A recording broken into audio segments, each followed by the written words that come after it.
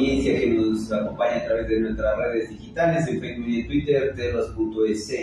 Esta mañana nos acompaña Edwin Bedoya, quien es vicepresidente de la CEDOCUT, una organización sindical del Ecuador. Mi nombre es Cristian Guamán, junto a Hugo Constante iniciamos este espacio de diálogos. Hugo, buenos días. Buenos días, Cristian, señor Bedoya, buenos días, gracias por estar en este espacio.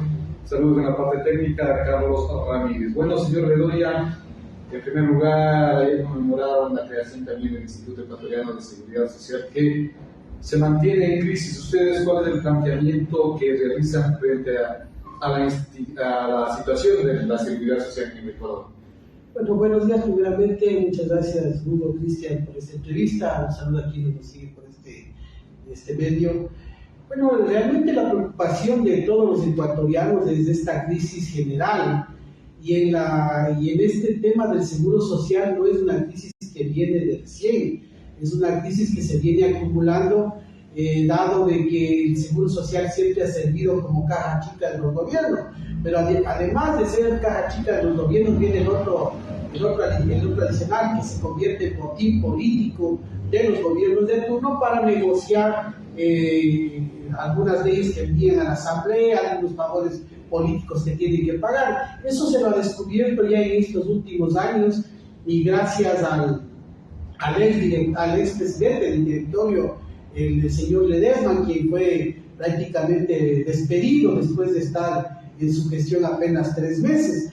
Entonces, eso nos parece que hay un tema de corrupción, hay un tema de no pago de la deuda del Estado desde la época del presidente Correa, cuando se quiso eliminar la deuda del 40%, y eso ha traído consecuencias. El otro aspecto, como digo, es el tema de corrupción y el reparto de los hospitales, el tema de la externalización de los servicios, que si bien es cierto, de alguna manera puede ayudar en servicios que no tiene el IES, pero en temas de medicina preventiva, medicina de atención primaria, no cabe una externalización, puesto que el IES tiene las dependencias y los consultorios adecuados para poder solventar estos temas. Además, en las empresas hay servicios médicos de empresa que solventan también la parte de la medicina de atención primaria. Entonces, no entendemos cómo esto de saturar con el tema de externalización denunciados por el mismo expresidente del directorio, en donde hay clínicas particulares o exclusivas recibían todo este proceso de externalización, 1 o 2 clínicas, tanto en algunas provincias determinadas, y que estas clínicas que eran pequeñas han crecido enormemente con este tema de las externalizaciones del seguro social. Entonces, en este tema, el día de ayer se creó la comisión técnica por parte de organizaciones sindicales con la búsqueda de buscar mecanismos para la defensa del Instituto Ecuatoriano de Seguridad Social. ¿Cómo se prevé esta mesa técnica y qué prevé realizar?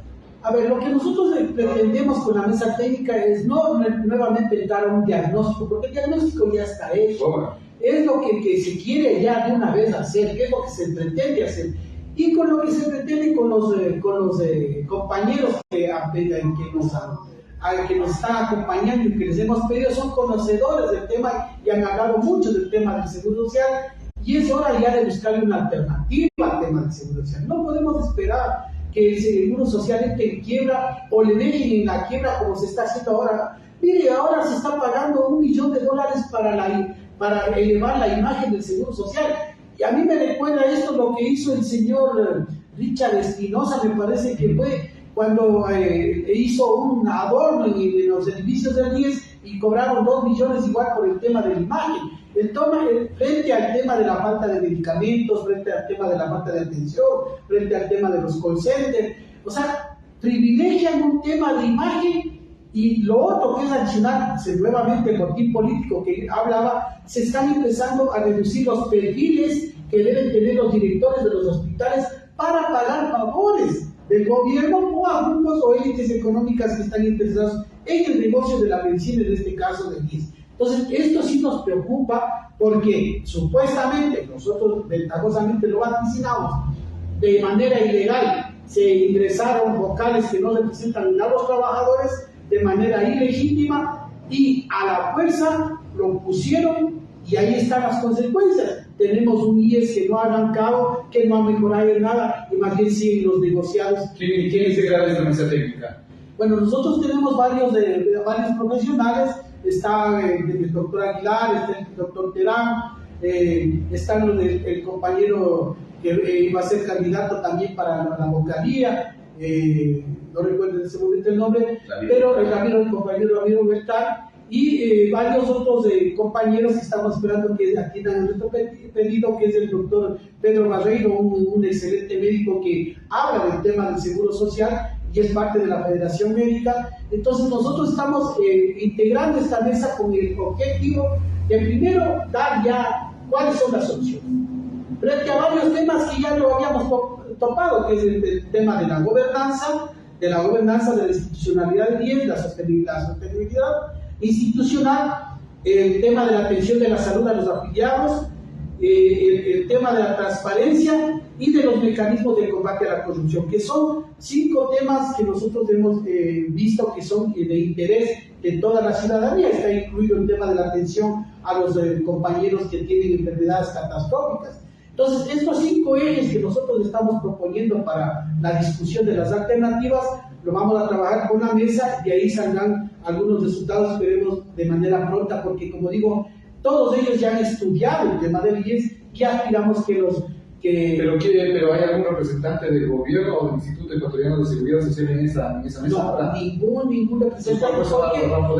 ¿Por qué? Porque realmente tener un representante del gobierno en estas alturas de crisis de credibilidad del mismo gobierno, de una crisis de credibilidad del Consejo Directivo del IES, no amerita. Nosotros consideramos que, como lo dice la Constitución, con el derecho a la resistencia y con las propuestas que se generen, vamos a llevar a cabo movilizaciones y vamos a llevar a cabo en materia jurídica, también lo vamos a estudiar para ver cómo se empiezan a hacer acciones de protección frente a este Consejo Directivo que está de manera ilegal e ilegítima en este Consejo. Edwin, esta mesa técnica prevé realizar algún informe, me imagino sacar algún informe, será presentado al directorio del IES, al gobierno, o cómo se prevé esta comisión. En primera instancia nosotros consideramos que no lo hemos analizado, pero tenemos que presentar primero a quienes de alguna manera ejercen el tema del control legislativo, el control de las leyes, que es la Asamblea.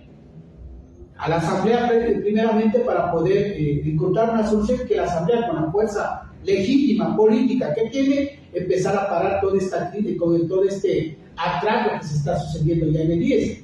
Vamos a hacer conocer al Consejo Directivo, vamos a hacer conocer a la Presidencia, porque no es posible que mientras se habla de una crisis institucional, jurídica, política, se sigan estos personajes estén queriendo pescar a río revuelto de la crisis que está viviendo el país y especialmente... ¿Por qué la Asamblea? La Asamblea lo que ejerce es un control político fiscalizador, no de ejecución. Recordemos que por ahí pasó la ley de reforma al IES, que también está en conflicto. Entonces, ¿por qué convocar a la Asamblea también? Bueno, nosotros consideramos que hay que agotar todas las instancias jurídicas que hay en el país. Para ir a un tema internacional necesitamos agotar estas instancias jurídicas. Y nosotros no descartamos una denuncia incluso del Estado ecuatoriano por el tema del IES de manera internacional, pero hay que agotar estos procesos y estos pasos porque, como digo, se está jugando con el dinero de los ecuatorianos, con el dinero de los afiliados. Entonces, esto sí amerita una demanda internacional, pero hay que seguir los procesos adecuados y que los juristas nos den agotar las instancias internas. Ahora, para que esto no quede solamente en esa proyección de una demanda internacional y quede entre amigos, ¿cómo socializar este trabajo para que tenga, porque hay diagnósticos y soluciones, incluso hay de parte de los trabajadores años antes también que han hecho estas propuestas? ¿Cómo evitar que esta quede en una propuesta más? Bueno, nosotros lo que no se va a quedar, digamos, en las 4 paredes de la comisión. Nosotros consideramos que hay que hacer transparente estas discusiones. Vamos a invitar, y eso estamos en un proceso de conversatorio para ver cómo hacemos la hoja de ruta, pero que queremos dar un tinte transparente, si es posible, transmitir las reuniones de esta comisión para que se pueda conocer por parte de la gente. Después, cuando tengamos ya el documento elaborado de las propuestas, ir a dar a conocer en el nivel de provincias para que todo el mundo conozca y también aporte para los diagnósticos sacados o los resultados o el qué hacer frente al tema del seguro social. Entonces, eso es lo que pretendemos, es decir, socializar mediáticamente, socializar presencialmente en las provincias, pero es necesario que la gente se concientice de la importancia que tiene el seguro social y que no podemos dejar de que nos roben este patrimonio que es de los afiliados de las afiliadas. Pero serán soluciones que proponga esta mesa que no tendrán el aspecto mandatorio, obligatorio. Bueno, si es que nos vamos a la Constitución, nosotros podemos recoger firmas para poder presentar a la Asamblea una ley que permita, desde la ciudadanía, que permita ser discutida y mejorar las condiciones del día. Pero lo urgente es parar todo el ataque, y eso es lo que hay que buscar las alternativas, y eso lo veremos en el transcurso de la discusión de la mesa. Esta conformación de esta mesa técnica, ¿qué tiempo duraría para sacar estos insumos, este informe? A ver, no les podría yo dar un tiempo porque recién nos vamos a reunir para poder trazar la agenda, pero yo considero que no debe ser en mucho tiempo, porque como le digo, amerita porque hemos recibido ya la notificación del Consejo Electoral que nos dicen que es para después de varios meses la elección con el nuevo reglamento. Imagínense, desde el mes de noviembre. Hasta el mes de noviembre pueden suceder un montón de cosas, pueden cederse incluso instalaciones de TIES para ser privatizadas por estas empresas interesadas en el negocio de la medicina y de los medicamentos, y pueden repartirse en los hospitales como botín político, como digo, como parte de los acuerdos que puede darse para evitar incluso el juicio político al presidente. Es la percepción que tenemos y por eso es que nosotros consideramos que es urgente hacer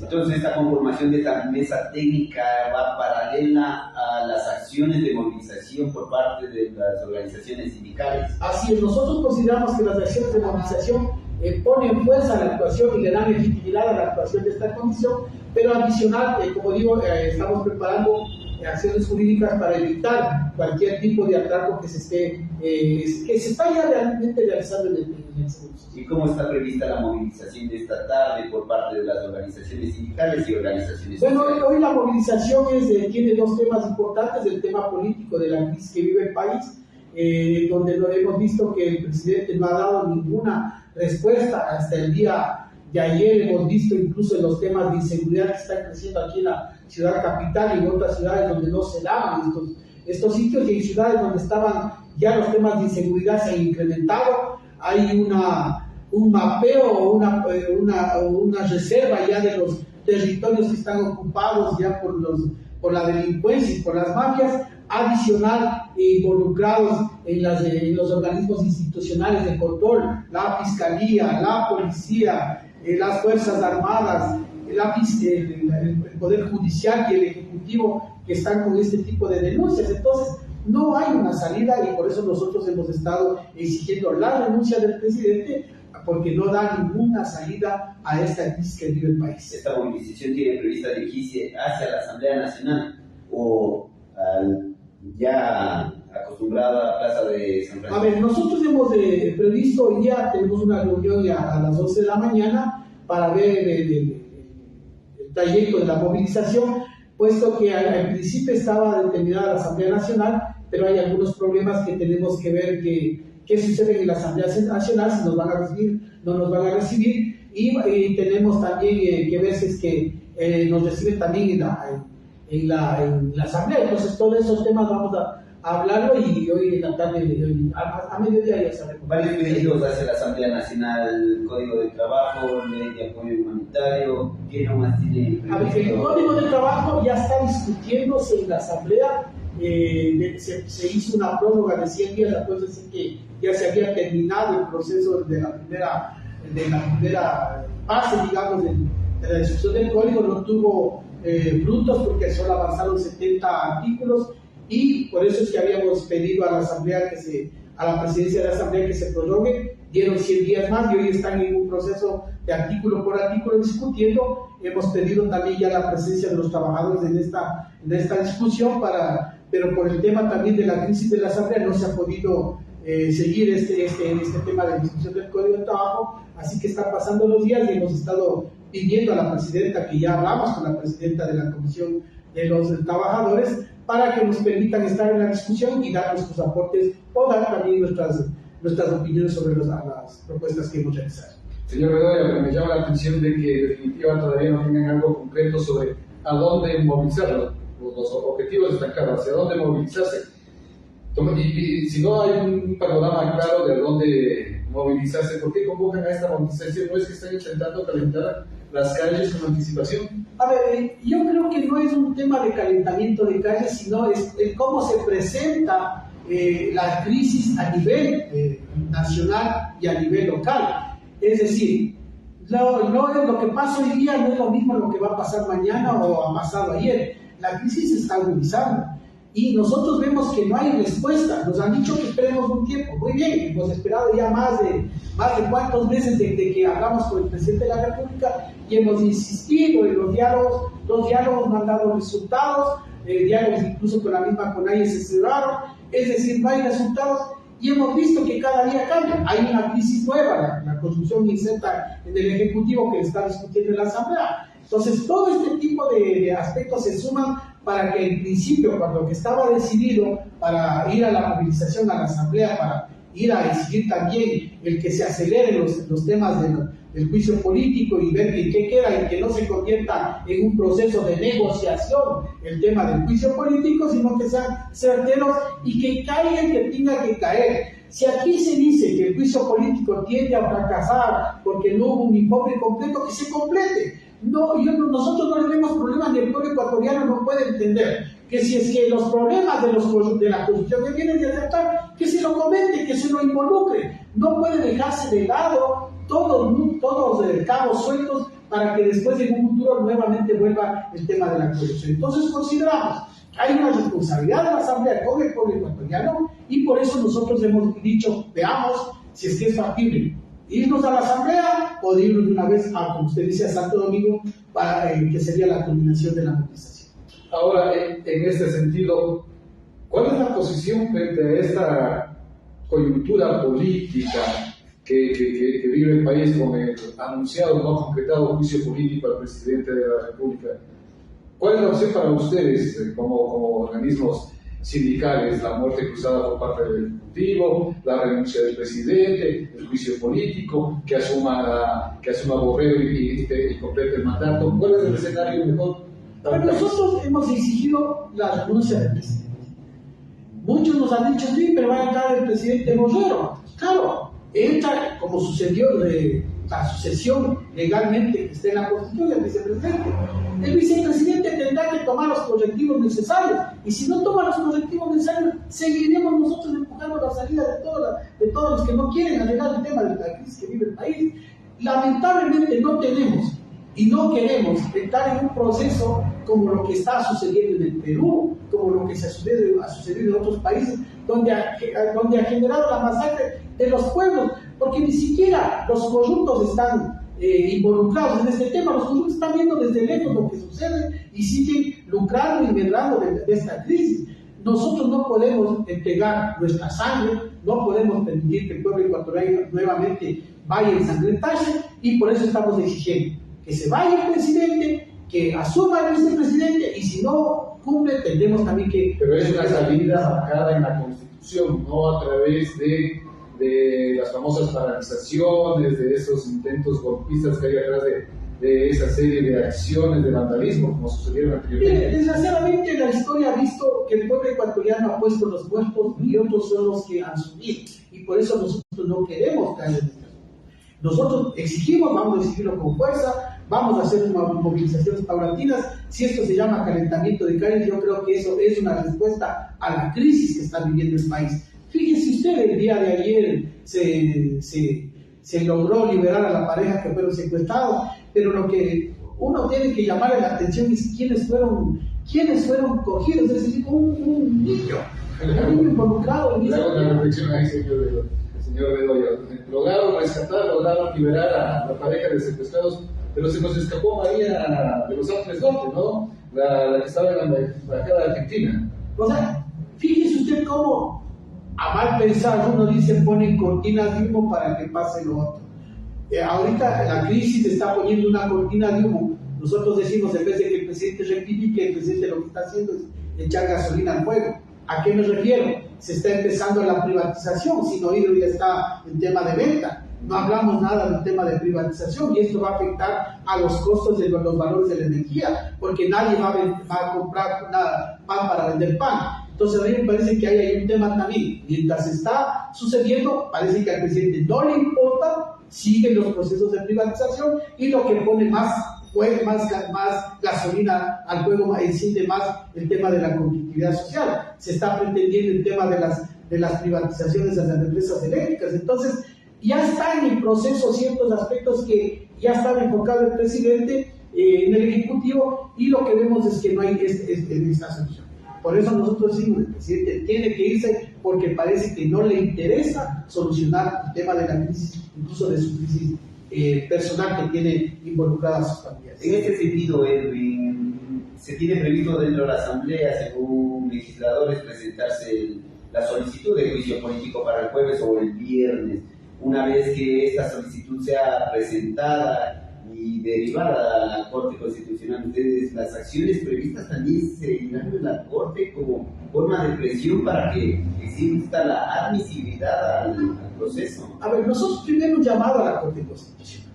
La Corte Constitucional desgraciadamente nos ha defraudado a los sectores sociales. ¿Por qué? Porque todo lo que nosotros hemos demandado, primero que se ha ido a tiempos de alargue, es decir, se ha ido demorando. Yo no sé de qué manera priorizan los casos, pero en un caso de conflictividad social, la Corte debería pronunciarse de manera inmediata, por lo menos. No tenemos un año, ya después de un año, ya cuando ha pasado todo, salir ilegal, incluso lo que nosotros hemos estado viviendo. Fíjese usted, de alguna manera la UNE ganó algo del tema de la Corte Constitucional, pero el gobierno no le da la gana de tratar. Entonces, ¿qué hacemos frente a estos temas? Entonces, ese es un tema. Lo que el gobierno, a pesar de la Corte, vota a favor de los sectores sociales, no le da la gana de obedecer, y no hay fuerza legal en el mundo que lo mueva al tema del gobierno. Dos, nos parece que hay temas prioritarios que nosotros hemos puesto, por ejemplo, el tema de la ley humanitaria, que la Corte lo dio largas, pero adicional a eso, el único artículo de la Corte que permitía que los médicos puedan quedarse estables, los que estaban en el tema del COVID, los que estaban enfrentando el COVID, eso lo eliminaron. Es decir, la Corte también consideramos que no está tomando en consideración estos aspectos legales y que lo vemos lógicos y racionales, pero la Corte, yo dudo que hace el accionar de la Corte frente a la resolución que tome la Asamblea. Si es que sigue el juicio político, si es que se da la destitución del presidente, veamos qué dice la Corte, pero yo dudo en que el papel de la Corte sea favorable para la Asamblea y para el pueblo ecuatoriano, porque este ha sido el accionar de una Corte Constitucional que está también atada a intereses de... Pero tienen que justificar, antes de resolver toda la culpa a la Corte Constitucional, tienen que justificar y establecer claro las causales. Y usted sabe, usted es un hombre que conoce, que en el Parlamento hay tremenda discusión sobre si son legales las causales. Eso, o sea, el hecho de que hasta ahora no se presente esta solicitud significa que por ahí están acomodando estas causales. A ver, nosotros decimos, a ver, la Constitución señala la conmoción social. ¿Qué es conmoción social? Conmoción social es la crisis de inseguridad que vivimos, que está generándose. Conmoción social no significa solo que el pueblo esté en las calles. O sea, la Corte Constitucional va a determinar una conmoción social esperando que haya muertes. A mí me parece absurdo. Me parece absurdo porque si lo que está pasando en el Perú quiere que pase aquí en Ecuador, entonces la Corte lo llamará conmoción social. Conmoción social también es la crisis que no está el Ejecutivo solucionando. Es decir, pero la conmoción social se ajusta para una muerte cruzada por parte de la Asamblea que ya lo agotó el paro anterior. O sea, esa vía ya está cerrada, según algunos constitucionalistas. A ver, pasa un año y se puede volver a discutir, eso dice, y lo han hecho así. O sea, pasó un año y se lo ha vuelto a discutir. Entonces, hay constitucionalistas, yo respeto mucho el criterio, yo hablo como el pueblo ecuatoriano, nosotros estamos sintiendo la conmoción social en el tema de inseguridad, de no ir tranquilos al trabajo, de no enviar a nuestros hijos tranquilamente a la escuela, de que nuestras esposas no puedan ir a sus trabajos, a sus centros comerciales, porque por ahí puede salir una bala disparada y perdida. Entonces, eso también es conmoción social, no solo es el enfrentamiento entre la policía y el pueblo ecuatoriano que sale a las manifestaciones. O sea, conmoción social, esperan que haya muertos, nuevamente digo, esperan que haya muertos en las manifestaciones para llamar eso conmoción social. A mí me parece lo más absurdo que puede existir. Edwin, ¿cómo está la relación, bueno, en otro tema, cómo está la relación con la CONAIE y el llamado a la Asamblea Plurinacional que prevén realizar en los próximos días? ¿Ustedes han sido invitados? ¿Van a ser partícipes? A ver, no hemos recibido ninguna invitación de los compañeros de la CONAIE. Me parece que esa invitación, esa reunión que tienen es con las organizaciones de la CONAIE, con las organizaciones indígenas, de lo que sabemos. No hemos recibido ninguna invitación de parte de la CONAIE y acuérdense que nosotros establecimos el Parlamento de los Pueblos, que era una coordinación unitaria de todos los sectores sociales, indígenas, campesinos, trabajadores, y no ha habido ninguna reunión de la coordinación del Parlamento para poder convocar a las demás organizaciones. Entonces, aspiramos a que se haga en estos días. Sabemos los problemas que tiene al interior la CONAIE y me parece que deben estar en estos procesos. Nosotros vamos a seguir con la agenda esperando que se haga la convocatoria unitaria, porque sí es necesario un proceso de unidad urgente en el país. Señor Bedoya, hay hoy una marcha, anteriormente hubo de otros sectores. ¿La población aguanta tantas movilizaciones seguidas, marchas? A ver, la movilización es diferente a un paro nacional. Y eso yo creo que sí hay que aclararlo, porque muchos medios, sobre todo los medios formales del gobierno, los medios adheridos al tema del gobierno, mezclan el tema del paro de octubre, el paro de julio. El paro fue declarado como paro y fue convocado como paro cuando se hizo. Lo que estamos nosotros es convocando a movilizaciones paulatinas hasta ver si es que hay algún tipo de soluciones. Como digo, no queremos poner muertos en las calles para que otros medren de esta crisis. Nosotros consideramos que hay que hacer las movilizaciones que sean necesarias, porque es el único camino, y además nos da el tema del derecho a la resistencia que lo menciona la Constitución, que dice que cuando la sociedad o el pueblo ecuatoriano ve que el Estado está incumpliendo desde el punto de vista del pueblo ecuatoriano lo que tiene que cumplir con el pueblo, puede salir a hacer movilización pacífica. Eso lo estamos cumpliendo, entonces lo vamos a seguir haciendo y hasta ver qué decisión tomamos en conjunto, y por eso es que nosotros estamos llamando a un proceso unitario necesario de todos los sectores, incluso de los sectores empresariales, para poder ver cuál es la solución que amerita tomarse aquí en el país y llevarla en una movilización masiva, en una movilización unitaria y pacífica. Bueno, queremos agradecer a Edwin Bedoya, quien es vicepresidente de la CEDOCUT, con quien hemos tratado el tema de las movilizaciones, la creación de la mesa técnica en defensa del IES y otros temas de interés. Hugo. Muchas gracias, señor Bedoya. Sus palabras finales y para despedirnos. Bueno, nuevamente llamar a la unidad del pueblo ecuatoriano. Es decir, estamos nosotros en una crisis moral, institucional, un desgobierno total, y es la hora de organizarnos. Llamamos a todas las organizaciones sociales, a todos los gremios organizados, unirnos, incluso como digo, a los gremios empresariales con los quienes ya hemos tenido un proceso de conversación por el tema del IES, para ver una posible salida a esta crisis moral, ética, política y económica que vive el país.